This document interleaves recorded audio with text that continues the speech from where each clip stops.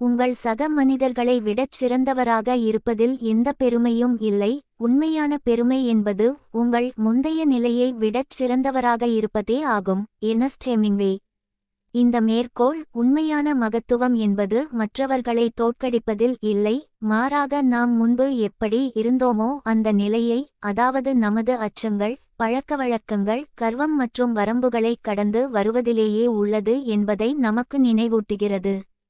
உண்மையான வெற்றி என்பது ஒரு உள் வெற்றி, அது மற்றவர்களுடன் ஒப்பிட்டு பார்க்கும் ஒரு விஷயம் அல்ல. கதை 1. மெதுவாக கற்கும் மாணவன். அருண் எப்போதும் தன் வகுப்பு தோழர்களுடன் ஒப்பிடப்பட்டான். மற்றவர்கள் அதிக மதிப்பெண்கள் பெற்றனர், சிறப்பாக ஆங்கிலம் பேசினர், மேலும் புத்திசாலிகளாக தெரிந்தனர். அவன் தாழ்வு மனப்பான்மை அடைந்து போட்டியிடுவதை நிறுத்திவிட்டான். ஒரு நாள் அவனது ஆசிரியர் அவனிடம், அவர்களுடன் போட்டியிடாதே, நேற்றைய அருணுடன் போட்டியிடு என்றார்.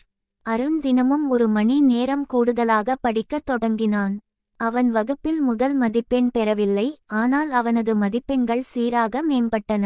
ஆண்டின் இறுதியில் ஒரு காலத்தில் தேர்வில் தோல்வியடைந்த அந்த பையன் நம்பிக்கையுடன் தேர்ச்சி பெற்றான். பாடம்: அருண் மற்றவர்களை விடச் சிறந்தவனாக மாறவில்லை, அவன் தனது முந்தைய நிலையை விடச் சிறந்தவனாக மாறினான். அதுவே அவனது உண்மையான பெருமை. கதை 2. அகங்காரம் கொண்ட மேலாளர். ரவி என்ற மூத்த மேலாளர் தனது குழுவினரை விடத் தான் புத்திசாலி என்பதை நிரூபிப்பதில் விருப்பம் கொண்டிருந்தார். அவர் மற்றவர்களை பொதுவில் திருத்தினார், மேலும் சிறந்தவர் என்பதில் பெருமை கொண்டார். ஆனால் அவரது குழுவினரிடம் நம்பிக்கை குறைந்தது, உற்பத்தித்திறனும் பாதிக்கப்பட்டது. மோசமான பின்னூட்டங்களுக்குப் பிறகு ரவி தன்னைத்தானே சிந்தித்து மாற முடிவு செய்தார். அவர் மற்றவர்கள் சொல்வதை கேட்கவும் வழிகாட்டவும் தனது தவறுகளை ஒப்புக்கொள்ளவும் தொடங்கினார். சில மாதங்களுக்குப் பிறகு அவரது குழுவும் செழித்தது, அவரும் செழித்தார். பாடம்: மற்றவர்களை விடச் சிறந்தவர் என்ற எண்ணம் பயத்தை உருவாக்குகிறது, தன்னைத்தானே மேம்படுத்திக் கொள்வது தலைமைத்துவத்தை உருவாக்குகிறது. கதை 3. கோபத்தை கைவிட்ட மனிதன். ஜோசப்பிற்கு முன்கோபம் அதிகம். அவர் வாதங்களில் எளிதில் வெற்றி பெறுவார், பெரும்பாலும் தனது வார்த்தைகளால் மற்றவர்களை அவமானப்படுத்துவார். அவர் சக்திவாய்ந்தவராக உணர்ந்தார், ஆனால் தனிமையாக இருந்தார்.